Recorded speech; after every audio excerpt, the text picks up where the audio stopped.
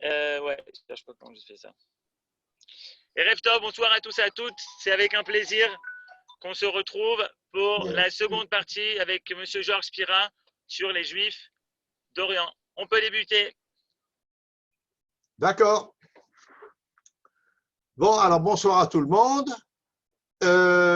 Comme d'habitude, je vais faire un petit résumé de ce que nous avons vu la dernière fois. Et nous avons donc abordé, commencé l'histoire des Juifs d'Orient, qui ne sont ni séfarades, ni arabophones. Ce sont les Juifs de tous les pays qui passeront à un certain moment sous le joug de l'islam entre le 7e et le 9e siècle.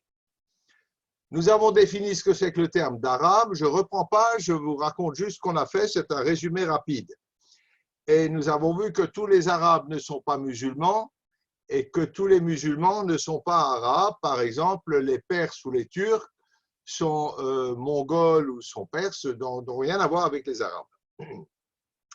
La tradition, ensuite nous avons abordé le problème de la tradition judéo-islamique et c'est là-dessus qu'on va s'étendre la dernière fois et encore ce soir. Et en commençant tout de suite par souligner que la présence juive en terre d'islam est en général bien antérieure à la présence de l'islam. Donc nous avons une présence sur ces terres qui sont des terres plus ou moins tribales, plus ou moins organisées. Dans une époque très reculée, l'Irak, ce qu'on appelle la Babylonie, était évidemment un grand pays qui sera plus tard une terre d'islam, mais à l'origine, c'est une terre païenne et nous y sommes massivement présents puisque c'est en Babylonie que va naître le Talmud. Pareil en Palestine, la Palestine où il y a une présence juive importante et même en Perse où nous serons là depuis bien longtemps. Voilà. Alors, les terres d'islam seront pendant très longtemps le centre culturel, le centre névralgique, le centre intellectuel de tout le judaïsme mondial.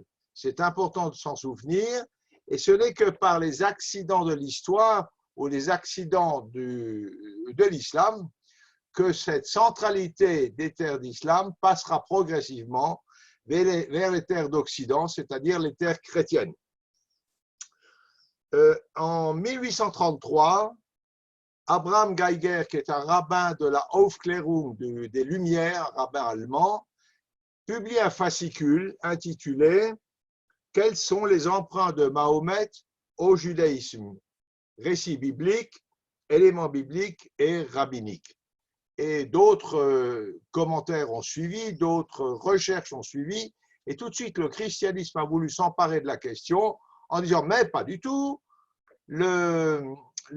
l'islam doit tout au christianisme, nous sommes à l'origine de l'islam. » Donc déjà là, il y a des petits frottements, mais ce n'est pas une nouveauté, vous le savez bien.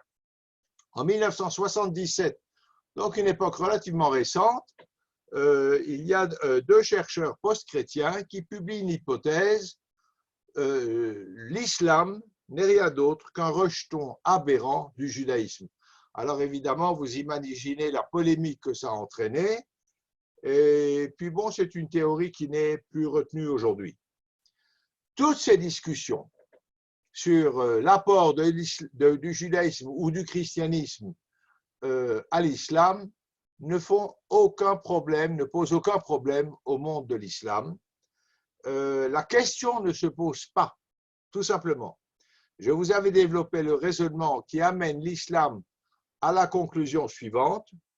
Suggérer que l'islam fait des emprunts au judaïsme est tout simplement une absurdité dans le meilleur des cas, un blasphème dans le pire des cas. Problème réglé, terminé, on ne parle plus du judaïsme, exit le judaïsme comme ancêtre de l'islam. On va voir que ça ne se passe pas tout à fait comme ça. Par contre, reconnaissent quand même les théologiens musulmans, le judaïsme et le christianisme sont deux authentiques révélations divines, mais qui ont été négligées et corrompues par ceux qui les ont reçues. Voilà, les choses sont très claires. Les Juifs, leur théologie ou leur foi est d'origine divine, les chrétiens aussi, mais ils ont tout fichu en l'air par leur mauvais comportement. Alors quand même, il y a des théologiens musulmans qui ont recherché l'apport du judaïsme à l'islam. Et tout ça fait l'objet d'un fascicule qui s'appelle Israéliyat, donc le résumé des apports, des emprunts de l'islam au judaïsme. Mais toute cette théologie musulmane est présentée comme un tissu de superstition et d'ineptie, parce qu'évidemment, trouvant son origine dans le judaïsme. Voilà. Alors, pour autant, il y a un certain nombre de croyances de l'islam qui posent un problème sur leur origine juive. Et nous avons abordé, vous imaginez bien que c'est un sujet qu'on reverra encore au cours de nos cours, on a abordé le problème de Jérusalem. Jérusalem, je vous avais raconté l'histoire de Ka'b al-Ahbar, ce juif converti à l'islam, et dont dit le calife Omar qui a construit la mosquée de Jérusalem, dit « Mais ton histoire de la centralité de Jérusalem pour la prière, c'est d'origine juive, ça n'a aucun lieu d'être, nous tournons vers la Mecque pour prier. » Après, il y a des petits problèmes politiques, mais ça, je ne me suis pas étendu. C'est une chose qu'on a déjà étudiée il y a bien longtemps. Alors, si Jérusalem n'est rien pour l'islam, comment ça se fait qu'aujourd'hui on a une telle bagarre? Ben, tout simplement parce qu'au début du XXe siècle, lors du démantèlement de l'Empire ottoman, les musulmans, les Arabes, se sont rendus compte que les Anglais, les Français se bagarraient très très violemment pour avoir l'autorité sur les lieux saints de Jérusalem. Il y a aussi une présence juive à Jérusalem. Tout ça fait que ils se sont dit, mais il y a un problème ici, il y a quelque chose qui nous concerne. Et c'est ce démantèlement de l'Empire ottoman qui a amené un intérêt pour l'islam à Jérusalem. Alors aujourd'hui, les choses sont complètement acquises. L'islam, Jérusalem est le 3e lieu saint de l'islam. J'ai l'impression que je regarde de travers, je ne sais pas si c'est Bon, je ne sais pas. Bon. Bref, l'islam est le Jérusalem est le 3e lieu saint de l'islam. Il n'est un lieu saint que pour des raisons politiques et absolument pas théologiques, mais le fait est qu'aujourd'hui, c'est comme ça. Voilà. Donc ça, c'est pour Jérusalem. Mais il y a d'autres emprunts. Il y a d'autres croyances qui posent un problème. Par exemple, le vendredi pour l'islam, comme le dimanche pour les chrétiens, est à l'évidence un emprunt direct du Shabbat juif, détourné de sa fonction originelle, mais c'est un emprunt au judaïsme. Autre chose, ces emprunts sont pour partie certainement dus à des juifs convertis. Il y en a eu pas mal qui se sont convertis à l'islam pour la raison suivante. Certainement pour des raisons de confort, de commodité de vie, parce que le statut de dhimmi n'est pas des plus agréables. Donc, pas mal de juifs ont certainement passé à l'islam et en passant à l'islam, pour prouver leur conversion sincère, c'est passé en Espagne aussi, vont apporter des éléments du judaïsme, vont influencer l'islam par des éléments juifs, mais vont aussi, nous verrons ça tout à l'heure, pourfendre le judaïsme sur les bases de leur connaissance juive. On reviendra là-dessus tout à l'heure. L'influence juive se distingue dans un tas de petites lois de l'islam. Par exemple, pendant le ramadan, on est en plein dedans, pour distinguer le jour de la nuit, il y a un problème de savoir distinguer la couleur de 2 fils. On trouve ce principe dans le judaïsme, dans le Talmud. Ce n'est pas les mêmes couleurs qui sont définies dans le Talmud, donc l'islam a pris des couleurs différentes pour se distinguer, mais on trouve exactement le même système dans le Talmud. Autre chose, l'histoire de Korach, qui s'appelle Karoun dans l'islam, est directement inspirée du judaïsme. L'histoire de Cham et la malédiction de Cham est reprise du judaïsme, mais évidemment avec des finalités, avec un but un peu différent de ce qu'il est dans le judaïsme. Toujours est-il que cette reprise de thèmes juifs par l'islam alimentera des discussions dans le monde rabbinique un petit peu plus tard, et à ce moment-là, on verra des échanges d'une nature tout à fait différente. À l'avènement de l'islam, en Arabie, il y a quelques juifs, il y a surtout 3 tribus. L'une sera complètement massacrée, les 2 autres seront expulsées ou réduites en esclavage. C'est à peu près tout ce qu'on a comme juifs en Arabie. Il y a un cas à part, c'est le Yémen. Je ne vais pas en parler maintenant. Le Yémen, c'est toute une histoire différente et dont nous parlerons dans plusieurs cours. Voilà.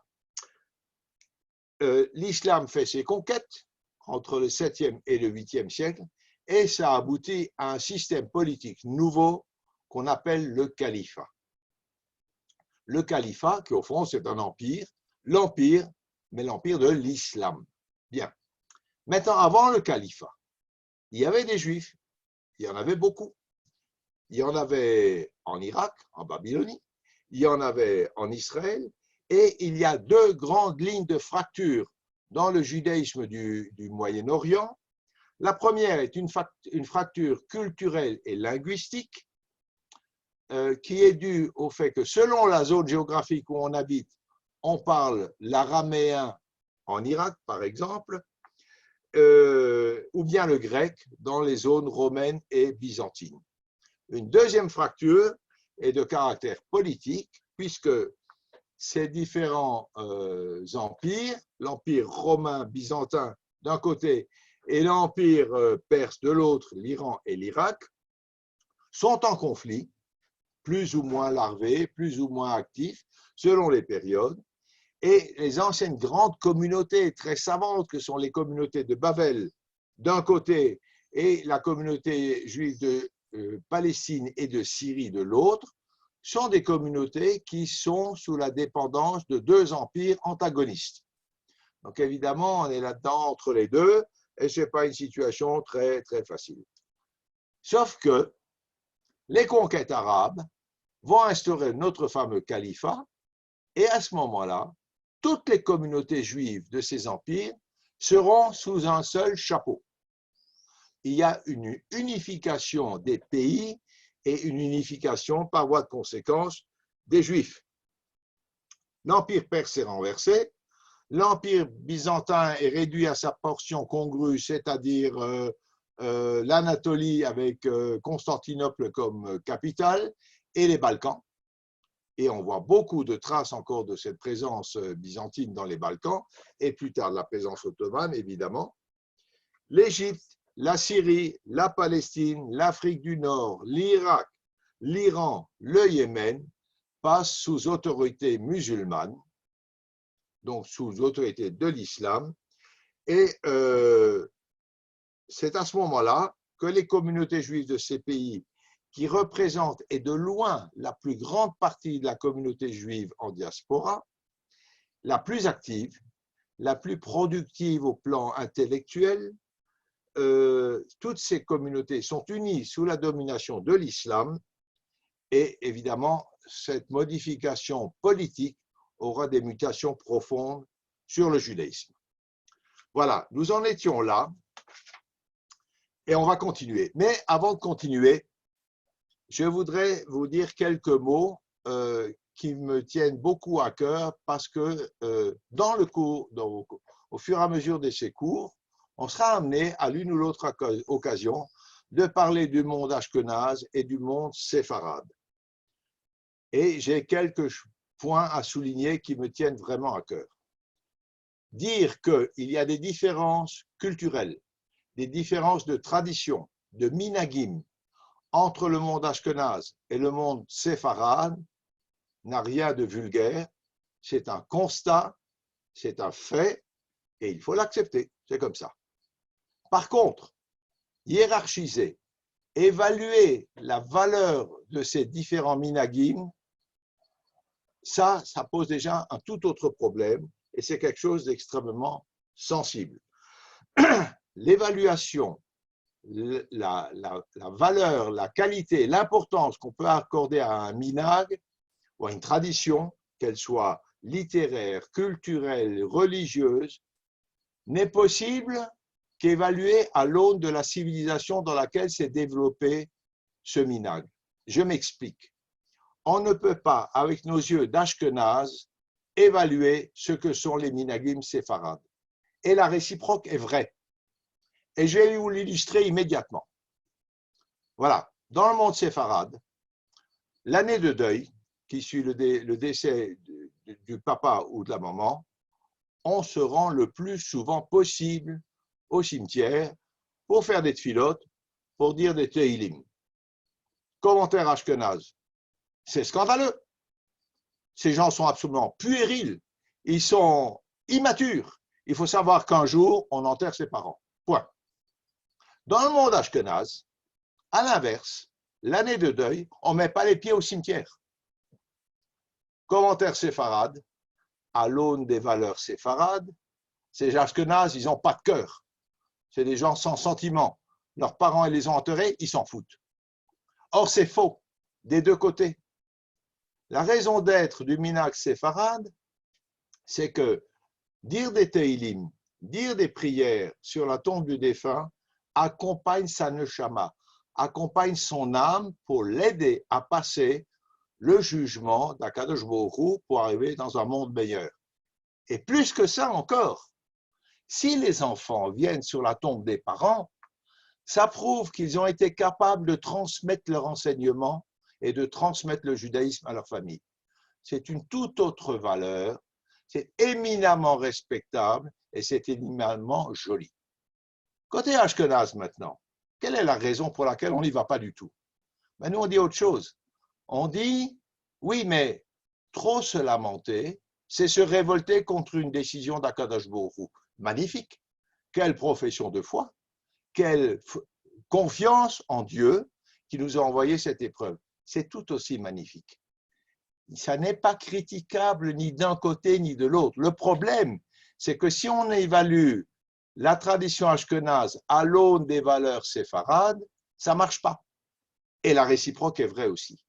Je tenais vraiment à le dire parce que c'est important. Maintenant, avec toutes ces belles paroles, il est évident que le monde ashkénaze et surtout l'Occident chrétien est bien supérieur au monde arabe et musulman et séfarade. Ben, c'est vrai. 19e siècle, les Lumières, l'intelligence, les sciences, la philosophie, la littérature, alors que le monde musulman est resté en rade, et puis les juifs séfarades avec, ouais, c'est clair. On est tellement avancé qu'on a été capable, dans cette civilisation tellement évoluée, de commettre le pire des massacres que l'humanité ait jamais connus, la pire abjection, la chose la plus terrible, la plus cynique, la plus épouvantable que toute l'histoire de l'humanité ait jamais connue. À partir du moment où une civilisation soi-disant évoluée est capable de produire de telles abjections, il n'y a plus de civilisation. Donc je ne vois pas à quel titre le monde occidental aurait autorité sur le monde musulman. Je sais bien que les sciences sont beaucoup plus avancées, que le monde arabe est resté en rade. Mais quand on en arrive avec les Lumières, avec la philosophie, avec les sciences, avec la littérature, avec la musique, à de telles abjections, je pense que toute la civilisation occidentale a échoué. Alors on peut dire aussi, ah oui, mais c'est un accident de parcours. Ben non, ce n'est pas un accident de parcours. En 1911, les troupes allemandes ont décimé, pas décimé, éradiqué totalement 2 tribus noires d'Afrique, Afrique du Sud-Ouest, où il ne reste plus rien. En 1915, ce sont des officiers allemands qui encadraient les troupes turques pour le massacre des Arméniens. Et le massacre des Arméniens, c'était aussi un génocide. Mais ça, c'est très loin, c'est des terrains d'exercice. Alors, on va venir plus près de nous. En 1914, quand la guerre est déclarée, l'armée allemande envahit la Belgique. Et tout de suite, au début de la guerre, l'armée allemande massacre 24% de la population de Louvain en Belgique, hommes, femmes, enfants, vieillards. Alors, il y a eu un tollé en Europe. Évidemment, inacceptable, population civile. Là-dessus, de grands intellectuels allemands, nous sommes en 1914, on n'est pas en 1939, de grands intellectuels allemands, l'élite des intellectuels allemands, soutient son armée et publie un communiqué.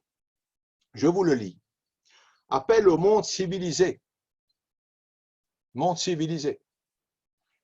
Manifeste signé par 93 personnalités du monde universitaire, culturel, et ce manifeste affirme: sans notre militarisme, la civilisation allemande serait anéantie.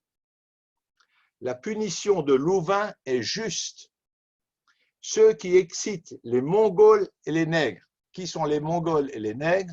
Ce sont les troupes des colonies françaises, des Indochinois et des Noirs d'Afrique noire. Ceux qui excitent les Mongols et les nègres contre la race blanche, offrant au monde civilisé un spectacle honteux, sont les derniers qui ont le droit de prétendre au rôle de la civilisation européenne. 93 signatures, dont de nombreux prix Nobel déjà nommés et de futurs prix Nobel. Donc, la Shoah n'est pas un accident de l'histoire, c'est une erreur de la civilisation occidentale. Mais nous sommes supérieurs, bien entendu. Et de la même façon que la culture, l'état d'esprit musulman influe sur l'état d'esprit des juifs séfarades, de la même façon, l'état d'esprit occidental influe un peu sur la mentalité ashkénaze. Et je dois dire qu'on peut parfois renvoyer les deux dos à dos, mais toujours est-il que cette attitude de mépris, on ne va pas s'étendre là-dessus longtemps, a été extrêmement durement perçue ici en Israël, notamment lorsque des juifs séfarades sont arrivés. Le comportement du monde ashkénaze n'a pas été très élégant, mais il y a eu aussi des réciproques. Ce que je veux dire par là, c'est que le mépris, l'évaluation de la valeur des minagim, des traditions de l'un ou de l'autre, de l'une ou de l'autre partie du peuple juif, n'ont pas lieu d'être. Elles doivent être considérées dans une attitude de respect absolu et de valeur intrinsèque. C'est peut-être pas toujours facile, mais c'est un effort, il faut le faire. Voilà. Ce n'est pas du prêchi-prêcha, je tenais à le dire parce que de temps à autre, on va friser un petit peu des thèmes un peu sensibles pendant nos discussions. Ça va? On peut y aller? C'est bon? Alors je continue sur l'unification des groupes juifs sous le chapeau unique du califat. De l'océan Atlantique jusqu'à l'Inde, même jusqu'à la Chine, il n'y a plus qu'une seule communauté religieuse, une seule communauté juive, sujette à un seul élément dominant, l'islam. Voilà. Et ce qui est intéressant, c'est quand ce califat va exploser en de multiples califats plus petits, pour des raisons de politique musulmane qui nous intéressent pas, mais effectivement, ce califat va éclater. Ben, cette unité économique, sociale et culturelle de cet empire du califat sera maintenue, et notamment grâce à des échanges économiques, à des mouvements physiques, des voyages de commerçants. Et quand on voyage, on amène également des éléments culturels. Et ces voyages iront de l'Iran au Maroc, de la Mauritanie jusqu'au Yémen et plus loin vers les pays asiatiques. Nous avions vu ensemble, il y a un bon moment, qu'un des groupes initiateurs de ces grands échanges commerciaux étaient des Juifs de la vallée du Rhône, les Radhanites, vous vous en souvenez, on avait longuement parlé des Radhanites, et qui effectivement, parce qu'ils sont capables de faire le lien tant du côté chrétien que du côté musulman, parce qu'il y a une guerre entre les chrétiens et les musulmans, serviront de lien et initieront des voies de commerce qui relieront l'Occident et l'Orient jusqu'à l'Extrême-Orient. Donc, même un califat éclaté n'empêchera pas cette unité culturelle et commerciale. Ça, c'est la première transformation, cette unité, un seul chapeau. La deuxième transformation de ces communautés est d'ordre linguistique et partant culturel. C'est l'arabisation systématique de tout le califat. C'est-à-dire que l'arabe remplace toutes les langues préexistantes dans ces zones sous domination de l'islam. À l'exception de quelques petites communautés isolées, l'araméen va cesser d'être parlé. L'araméen était la langue vernaculaire, notamment en Babylonie. On cesse de parler l'araméen, il ne servira plus, c'est quand même important, que pour l'étude du Talmud, pour certains textes, mais la langue officielle sera l'arabe. Le grec, de son côté, dans l'Empire byzantin, sera oublié, et il faut dire que très peu de juifs parlaient le latin auparavant, donc l'arabe va être la langue universelle de tout ce monde islamique. Évidemment, l'hébreu reste en usage, notamment pour les tfilotes, pour la lecture de la Torah. La Torah est rédigée en hébreu, le Talmud est rédigé en araméen, mais c'est donc une vocation religieuse, à une vocation religieuse qui est destinée l'hébreu. Pour le reste, l'hébreu, l'araméen sont totalement supplantés. L'arabe devient la langue des sciences, de la philosophie, de l'administration, du commerce et même de quelque chose de très nouveau qu'on ne connaissait pas jusque-là, la théologie juive. Ah, ça c'est une drôle d'histoire, on en parle tout de suite. Voilà, alors la théologie juive se développe sous l'influence de l'islam. Je vous explicite ça tout de suite. Yehuda Halevi a écrit ses poèmes en hébreu. Rambam, Maïmonide, a écrit ses textes religieux, et notamment le Mishneh Torah, en hébreu. Mais quand il parle de philosophie, l'un comme l'autre s'exprime en arabe. Pourquoi en arabe? Parce que l'arabe possède les codes linguistiques nécessaires pour faire des développements théologiques. Or, la théologie n'existait pas dans la tradition juive. Je vous définirai ça dans un instant un peu plus en détail. Voilà. Alors, l'arabe s'impose partout, des frontières jusqu'aux frontières orientales, même en Perse. La Perse est quand même une vieille civilisation. À un certain moment, en Perse, l'arabe était la langue officielle. Ça n'a pas duré très longtemps, parce que la population a continué de parler le persan, et très rapidement, le persan est revenu comme langue et administrative, et surtout poétique et philosophique. La Perse étant, contrairement à ce qu'elle est devenue aujourd'hui, un pays extrêmement avancé, extrêmement progressiste. Voilà. Alors,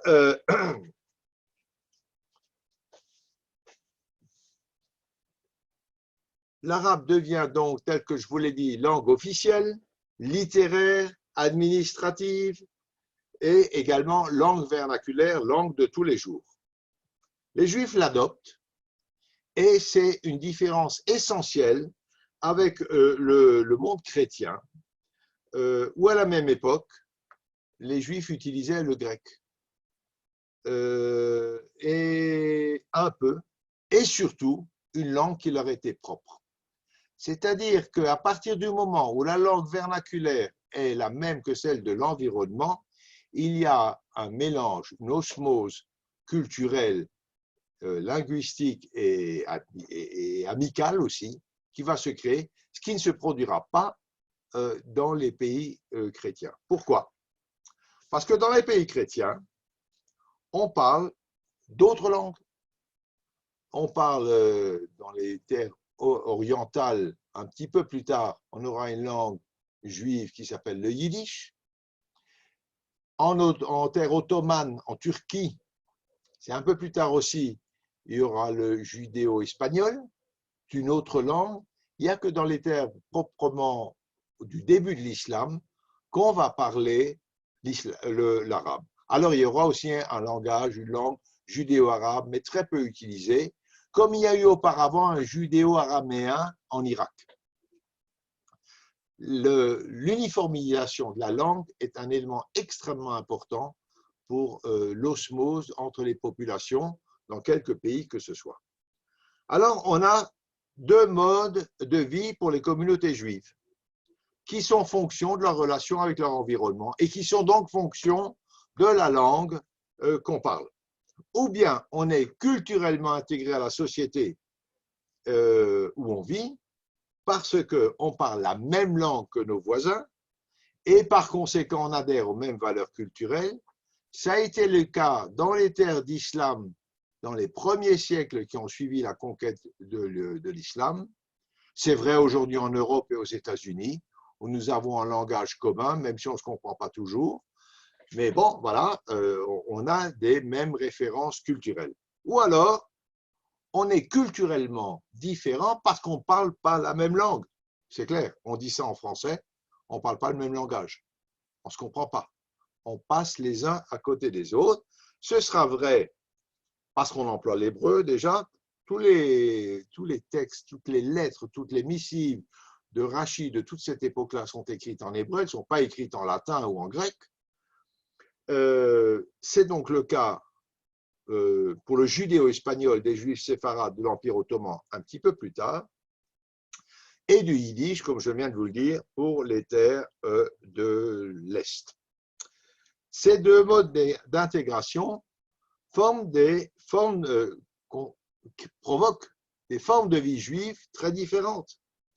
Et c'est ainsi que, par ce socle commun de l'arabe, les Juifs et les Arabes ont vécu en symbiose. Alors, ne me faites surtout pas dire ce que je ne dis pas, ce n'est pas le paradis. On verra ça beaucoup plus en détail quand on étudiera pays par pays, mais il y a une certaine symbiose qu'on n'a jamais connue dans les terres du christianisme. Et ça, c'est entre autres dû à la langue, mais pas seulement. Pendant tout le Moyen-Âge, il y a une intimité relative entre les communautés juives et l'environnement musulman. C'est très différent de ce qui avait cours dans l'Empire romain, puis dans l'Empire ottoman et évidemment chez les Occidentaux. De cette symbiose naît une culture juive. Une culture judéo-arabe, c'est faux. Une culture judéo-islamique. C'est un peu choquant comme terme, mais je pense que c'est le plus proche de la réalité. Et cette culture judéo-islamique, justement, c'est ce qu'on va essayer d'approfondir un petit peu maintenant. Alors, on écrit l'arabe, parfois on l'écrit en hébreu, avec des caractères hébraïques, tout comme d'ailleurs des chrétiens écrivent l'arabe avec des caractères syriaques, mais les juifs partagent une même langue, partagent aussi les valeurs véhiculées par l'arabe, c'est-à-dire un ensemble de références culturelles qui vont faciliter les échanges et une coopération sans égale dans l'histoire du judaïsme. Cette identification au monde musulman ne se limite pas à la langue, évidemment. Il s'agit d'islamisation. Alors attention, ne me faites pas dire là non plus ce que je ne dis pas. Vous voyez que c'est délicat, il faut faire attention. Islamisation, ça ne veut pas dire qu'on devient musulman. Pas du tout. Les process de réflexion, les raisonnements, la logique utilisée dans les réflexions sont similaires. Les résultats de ces réflexions ne seront pas similaires. Maintenant, il faut quand même dire que pas mal de juifs, ce qu'on a vu déjà tout à l'heure, se sont convertis à l'islam et donc, ça aussi, leur rapport à l'islam a trouvé une espèce de, c'est délicat, c'est subtil, de langage commun avec le monde arabe. Alors, on a parlé tout à l'heure déjà des similitudes entre judaïsme et islam et des influences du judaïsme sur l'islam, mais il y a autre chose. Au-delà des influences, il y a aussi des pratiques très semblables dans les deux religions. Et alors, ce qui est intéressant de savoir à propos de ces pratiques, quelle est leur antériorité? Est-ce que ce sont les Juifs qui ont apporté ces pratiques à l'islam ou est-ce que c'est l'islam qui l'a apporté aux Juifs? Dans la majorité des cas, c'est clairement une antériorité juive et pour des raisons tout à fait évidentes. Alors, il y a autre chose, on relève aussi un certain nombre de développements parallèles entre l'islam et le judaïsme. Et là, l'antériorité n'est pas toujours aussi claire que ça. Et on va prendre quelques exemples. Le premier, c'est la similitude qu'il y a entre le halim et le rav. Alors, le halim, vous ne savez pas ce que c'est. Mais le halim, c'est tout simplement le singulier du terme ouléma. Ça, vous connaissez. Les oulémas, ce sont des docteurs en théologie, des docteurs de la foi, comme les rabbanim. Voilà. À l'inverse des chrétiens, le rav comme le halim ne sont pas consacrés. Ce ne sont pas des gens qui sont dévoués par un sacrement à Dieu, pas du tout. Ils n'ont pas de fonction sacerdotale, ni chez les musulmans, ni chez les juifs. Et dans le judaïsme, tout comme dans l'islam, il n'y a pas de sacrement, il n'y a pas d'autel, il n'y a pas d'ordination, il n'y a pas d'intercession entre une opératrice de téléphone qui fait le joint entre le bon Dieu et puis le pratiquant. Ça, c'est bon dans le christianisme, mais pas dans le judaïsme et pas dans l'islam non plus. Le lien entre le croyant et Dieu se fait directement. Donc, quelle est la fonction du rav? Vous le savez très bien. La fonction du halim est la même. Dans les deux cas, ce sont des spécialistes de la foi. Ce ne sont en aucun cas des prêtres. Leur position et la reconnaissance dont ils bénéficient n'est qu'à leur savoir, à leurs études, à leur talent. Et curieusement, vous savez que les rabbanim passent une smicha. Une smicha qui est une reconnaissance par les pairs de leur capacité, de leur droit aussi d'être, par exemple, posek halakha, trancher un problème quand on a un problème entre deux juifs ou être chauffet, etc. Mais ce ne sont pas des kohanim, ce sont des maîtres. Voilà. Et bien pareil, dans l'islam, il existe ce qu'on appelle la ijaza. La ijaza, qui est la reconnaissance par le maître de la qualité de son élève et qui lui confère le titre de halim. Entre le halim et le rav, il y a des similitudes dans la formation également, par l'étude évidemment, par la qualification et par les fonctions que les deux exercent dans leur communauté respective. Alors, ce que je vous dis là n'est pas valable pour les chiites qui ont un cursus de loi très différent. Voilà. Alors, il y a un contraste absolu avec le clergé chrétien qui a des prêtres qui sont des intermédiaires entre le croyant et Dieu. Il y a aussi des similitudes dans la loi elle-même. Je risque de choquer un petit peu, ce n'est pas mon intention, mais il faut dire les choses telles qu'elles sont. Évidemment, les développements philosophiques, spirituels du judaïsme sont très différents de ceux de l'islam, mais les systèmes de réflexion, de développement, de raisonnement sont très souvent similaires. Alors, des similitudes dans la loi, par exemple, les deux foi, les deux religions ont une conception très voisine de la loi, de sa portée, de ses domaines d'application et de sa place dans la vie publique et dans la vie privée. Et les deux considèrent, ça c'est très important du point de vue théologique, que la loi est de source divine, elle est donc promulguée par Dieu, et elle a une double nature, d'un côté le texte révélé, et d'autre part les commentaires et les explications des oulémas ou des rabbanim qui viendront par la suite expliciter le texte d'origine. Ce sont des conceptions tout à fait parallèles. Alors, il y a fort à parier évidemment que ce système de réflexion a été pris par l'islam auprès du judaïsme. D'ailleurs, la halakha, vous savez ce que c'est, la halakha? Et la halakha, oler, ça veut dire aller, le chemin, la direction. Le terme équivalent en arabe existe aussi. C'est un terme qui nous fait froid dans le dos avec l'éclairage contemporain, mais ce terme, c'est la charia. La charia n'est pas du tout ce qu'on entend. Si, c'est la loi musulmane, évidemment, mais telle que nous l'apercevons au XXIe siècle, c'est quelque chose d'extrêmement coercitif. Ça n'était pas le cas au début de l'islam, pas dans cette mesure-là. Et nous parlerons tout à l'heure de fatwa, pareillement. La fatwa véhicule aujourd'hui une conception qui n'est pas celle d'origine. La fatwa, c'est tout simplement une tchouva. Le tchouva des rabbanim s'appelle dans l'islam la fatwa. À l'origine, il n'y a rien de bien critiquable. Maintenant, ce que ça véhicule aujourd'hui, c'est tout à fait autre chose. Donc, halakha et sharia, le même mot, très proche, pour définir les règles et les lois. Et ces deux, sharia et halakha, se conçoivent avec des processus intellectuels similaires. Encore une fois, ce ne sont pas les mêmes lois et évidemment, ce ne sont pas les mêmes philosophies.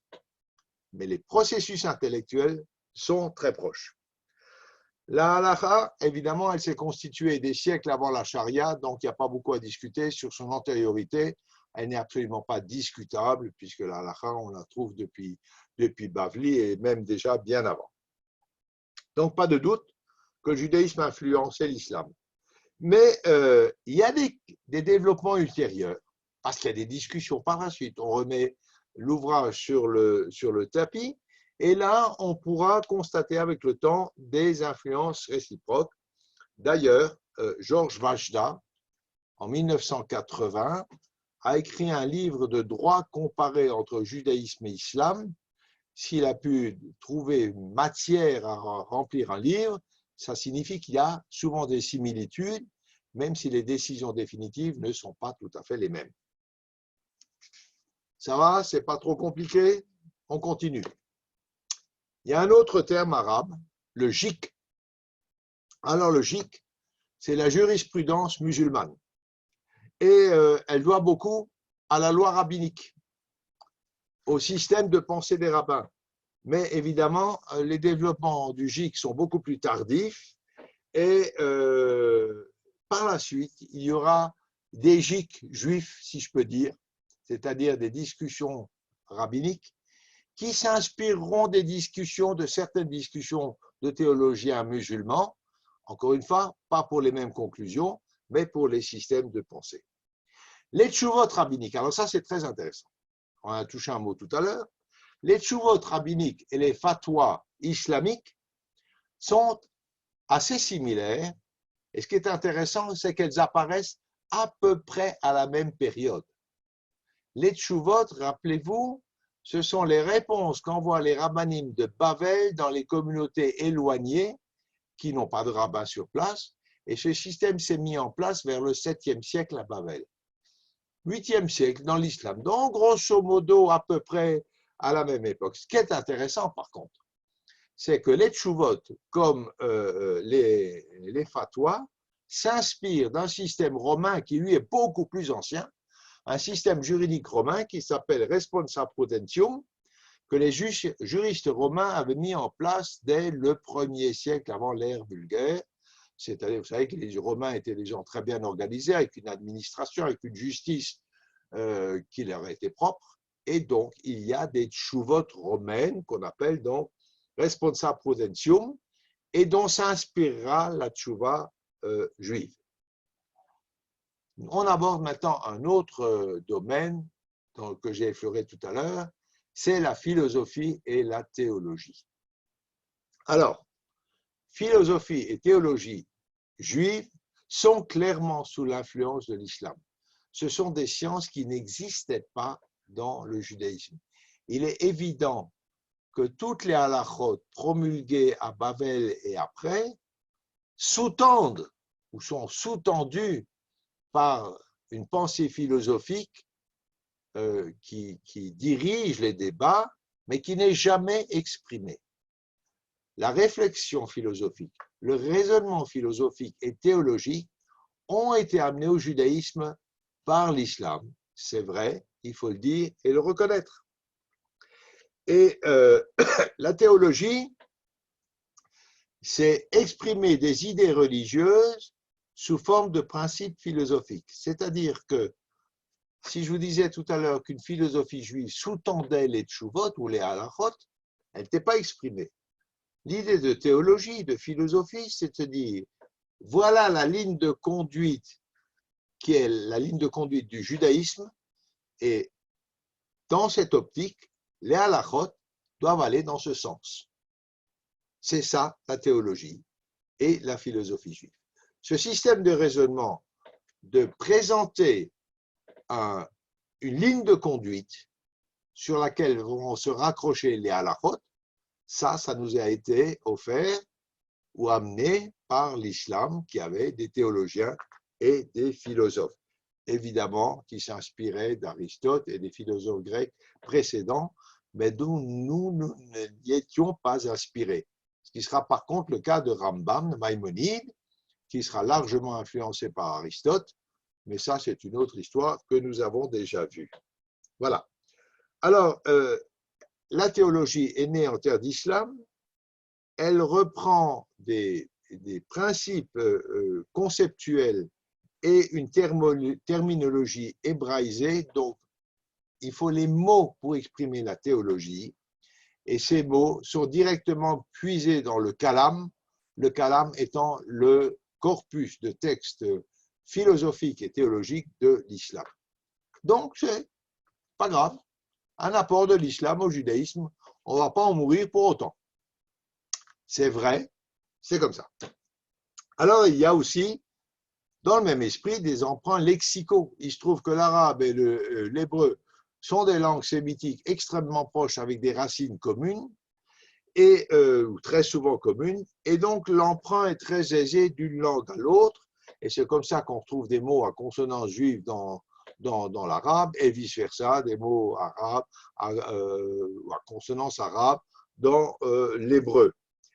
Dans les pays arabes, les juifs cultivés, les juifs aisés, parlaient parfaitement les deux langues, l'hébreu et l'arabe. Et on retrouve beaucoup de racines communes dans les termes philosophiques, dans les termes scientifiques, dans le langage commercial aussi, et on trouve des mots qui sont communs aux deux langues, avec évidemment des nuances, mais des racines similaires. Alors maintenant, y a-t-il une influence arabe sur la philologie hébraïque? La philologie, c'est l'étude d'une langue pour en tirer toute la quintessence pour comprendre le texte d'origine. Je m'explique encore. Les Juifs étudient l'hébreu et c'est un moyen de mieux comprendre la Torah. Et ce sont souvent des procédures de réflexion d'origine musulmane qui analysaient l'arabe pour comprendre le Coran et qui sont utilisées dans l'hébreu pour comprendre la Torah. Et c'est pourquoi l'évolution de la lexicographie arabe et hébraïque sont très similaires. Les deux religions veulent établir un texte authentique. Ce texte authentique sera établi notamment par le Codex d'Alep dont on a déjà parlé, Codex d'Alep qui date du IXe siècle. Mais le texte authentique, c'est-à-dire le texte fixé du Coran, est antérieur. Il date du 7e siècle. Donc là, au fin du tout début du 8e siècle. Donc là, il est probable que la philologie arabe, musulmane, est antérieure à la philologie juive, ou en tout cas plus avancée, puisque nous mettrons un temps plus long à fixer définitivement un texte. Vous connaissez l'histoire du Codex d'Alep, c'est une très belle histoire. On le retrouve aujourd'hui dans la bibliothèque de Jérusalem, après des péripéties vraiment romanesques jusqu'en 1948. Voilà, texte qui date du 9e siècle. C'est ce qu'on appelle la Massorette. Voilà, alors, il y a une influence musulmane aussi dans les arts et dans les lettres et dans la littérature. La poésie hébraïque de l'âge d'or médiéval. Alors là, on parle des Juifs d'Espagne. L'âge d'or, il n'y en a qu'un, c'est en Espagne. La poésie médiévale hébraïque en Espagne comme en Provence suit de très près la prosodie musulmane ou arabe, c'est plus juste de dire arabe en l'occurrence, et les techniques de la poésie arabe. On est là dans des systèmes de construction de la poésie très similaires. C'est assez logique si on sait que judaïsme et islam appartiennent à un même univers culturel, unifié toujours par la même langue, l'arabe. Judaïsme et islam ont également une attitude similaire par rapport à la représentation humaine. On ne représente pas les hommes, vous le savez, par des tableaux, etc. Pareillement, dans l'islam, on ne représente pas d'hommes, notamment pas dans les mosquées. Et du coup, l'art de l'enluminure et l'architecture juive s'inspirent souvent aussi de l'art et de l'enluminure arabe. Et ça ira très loin puisque nous avons encore aujourd'hui des synagogues. Alors évidemment, ça ne date pas des débuts de l'islam, mais bien plus tard, probablement de la promenade de M. Napoléon dans les terres arabes. Mais par exemple, la synagogue d'Ingwiller en Alsace, la synagogue de Belfort, la synagogue de Thann ont des bulbes comme les mosquées.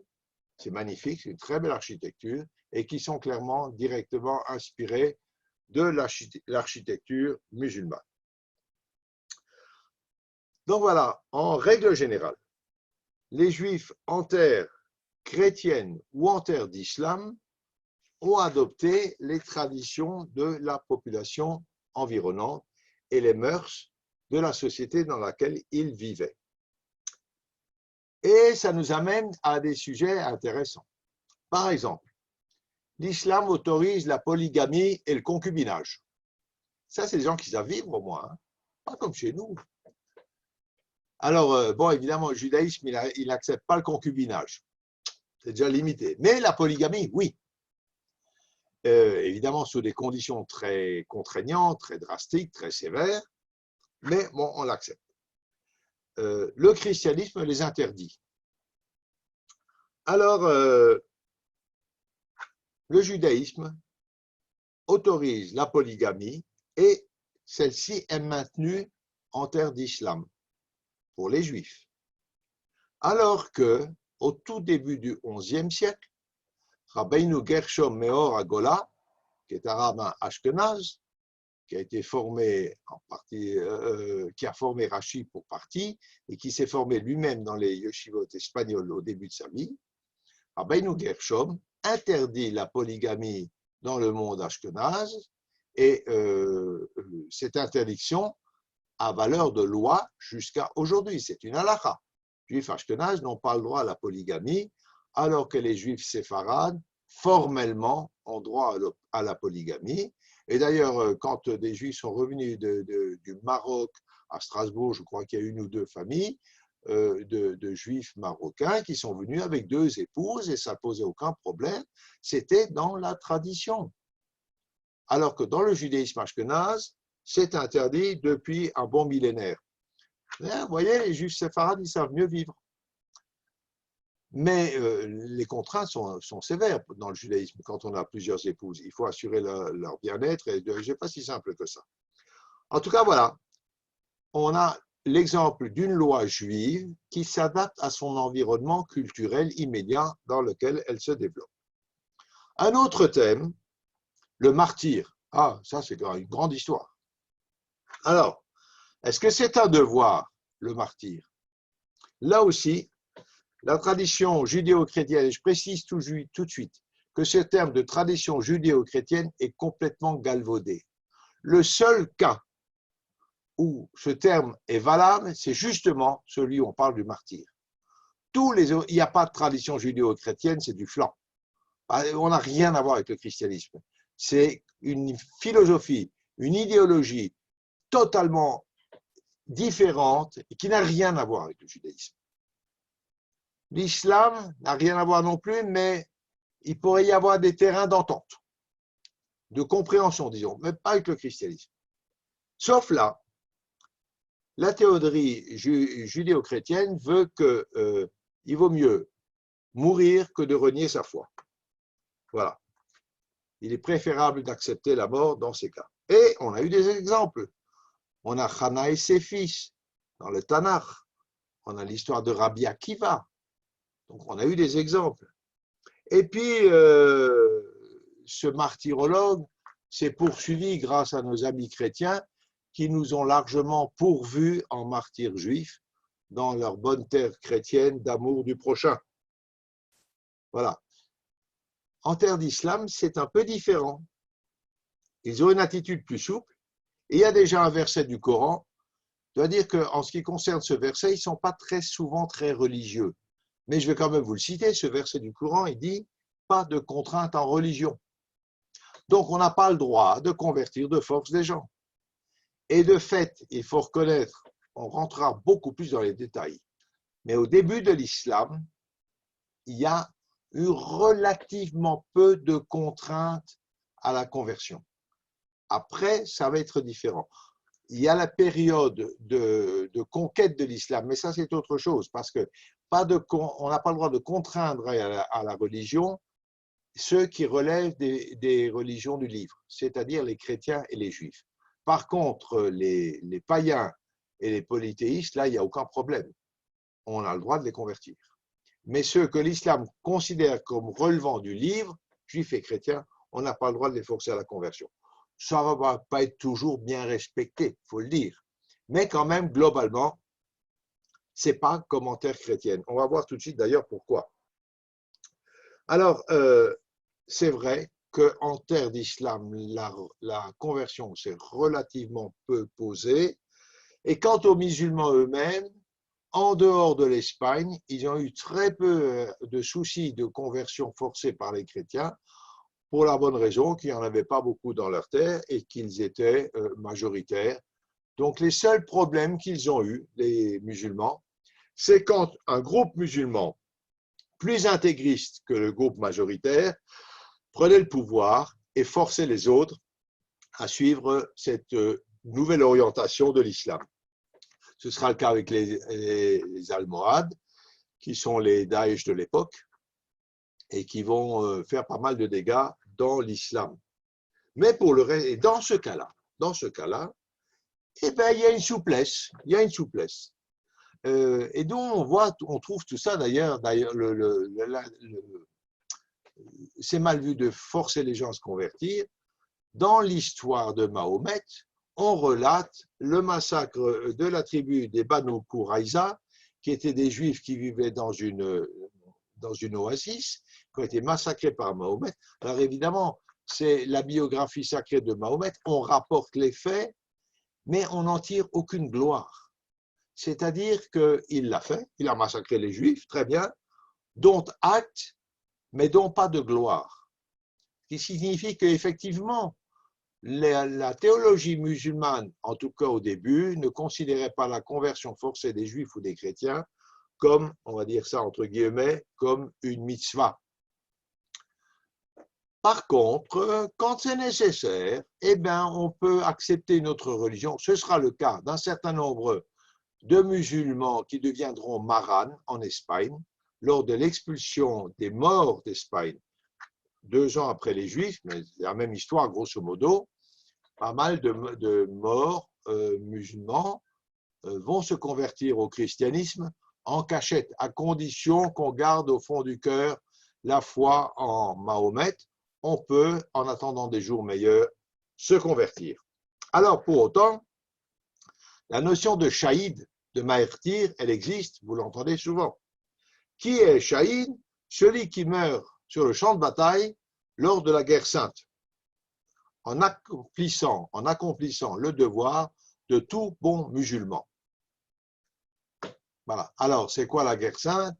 Là-dessus, il y a énormément de discussions théologiques, justement, et de points de vue différents dans l'islam.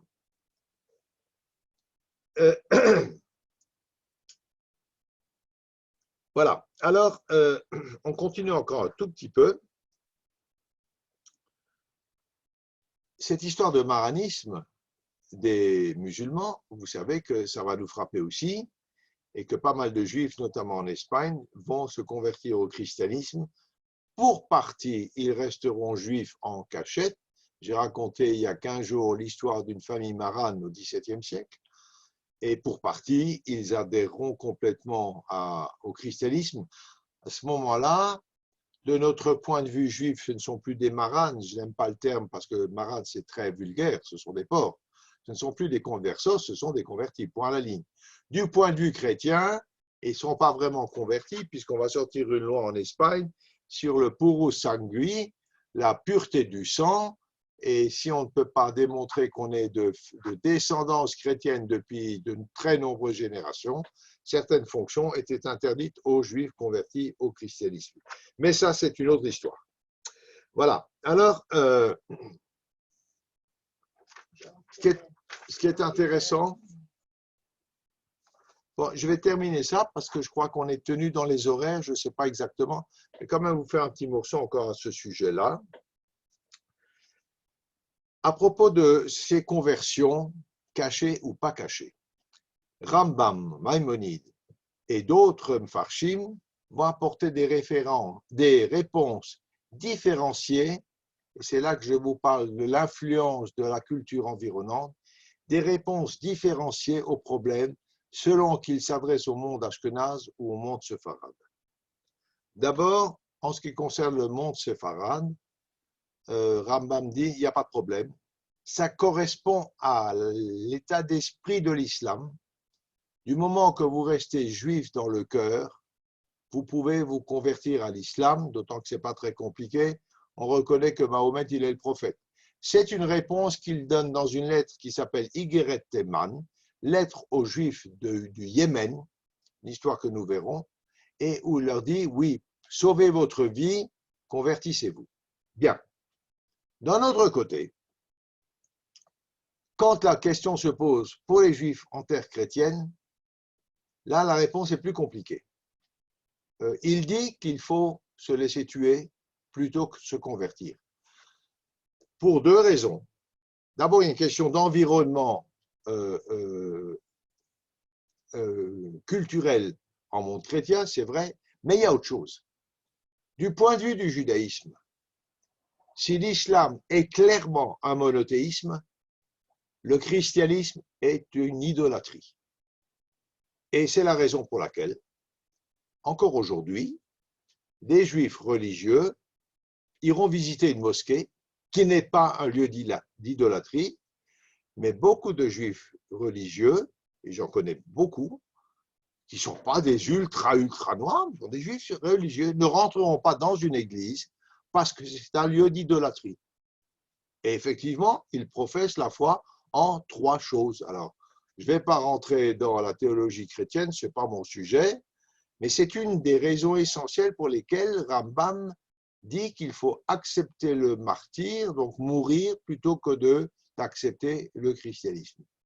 Maintenant, le même Rambam, on va s'appuyer sur lui en Espagne pour considérer que le maranisme est quand même possible parce que nous sommes pour partie en terre d'islam, donc plus nuancé. Mais il y a vraiment deux réponses différentes selon le monde auquel s'adresse Maïmonide, selon que ce soit le monde ashkénaze ou le monde séfarade. Et là, c'est intéressant parce qu'on touche vraiment du doigt le fait que l'environnement culturel dans lequel nous nous développons implique et provoque des réponses différenciées dans la halakha ou dans les minagim. Voilà. Alors, dans le domaine alimentaire, et je m'arrêterai après avec ce sujet-là, dans le domaine alimentaire, là aussi, il y a pas mal de similitudes, et vous le savez. Alors, bien que les lois de l'islam soient moins strictes que les lois juives, elles sont, ça c'est très important, considérées dans les deux théologies comme des lois d'origine divine, un concept qui n'existe pas dans le christianisme, loi d'origine divine. Et par conséquent, elles sont tout à fait sacrées et doivent être respectées. Alors, quand un juif se convertissait au christianisme, pour savoir si sa conversion était sincère, on lui faisait manger du porc. Donc on voyait tout de suite si c'était vrai ou pas. Et quand il se convertissait à l'islam, on lui faisait manger du chameau. L'islam ne mange pas de porc. Mais il y a une souplesse dans l'islam. Par exemple, un musulman, et ça je peux largement en témoigner dans la boucherie de mes parents, peut manger de la viande cachère. Mes parents avaient beaucoup de clients musulmans à Mulhouse il y a 70 ans, 60 ans. Les gens venaient, c'est coupi. Ah, si c'était coupi, c'était bien. Voilà. Par contre, nous ne pouvons pas consommer de viande halal parce que cette shrita n'est pas conforme à la shrita juive. Et je peux vous dire qu'il y a une énorme différence entre la manière juive de faire la shrita et la manière musulmane de la faire. Je l'ai vu faire. Ça n'a rien à voir. Le premier souci du shochet est que la bête ne souffre pas. Ce n'est absolument pas le souci du sacrificateur musulman. Donc voilà. Mais là aussi, d'ailleurs, chez les chiites, il y a une différence. Ils n'ont pas le droit de consommer de la viande qui est vendue par un dhimmi, un infidèle. Voilà, donc je crois que je vais m'arrêter là pour ce soir. Moi, je serais très prêt à continuer, mais avec cet appareil, c'est un peu compliqué. Je ne sais pas, on est limité dans le temps. Alors, si vous avez des questions, je suis à votre disposition. Et de toute façon, nous nous retrouverons dans 15 jours. Voilà, à toi, Johan. Merci beaucoup, Georges. Je vais permettre aux gens maintenant de réagir, de poser leurs questions. Un instant. Les gens qui sont partis, hein, parce que tu étais là. Voilà, chers amis, vous pouvez réagir, poser une question.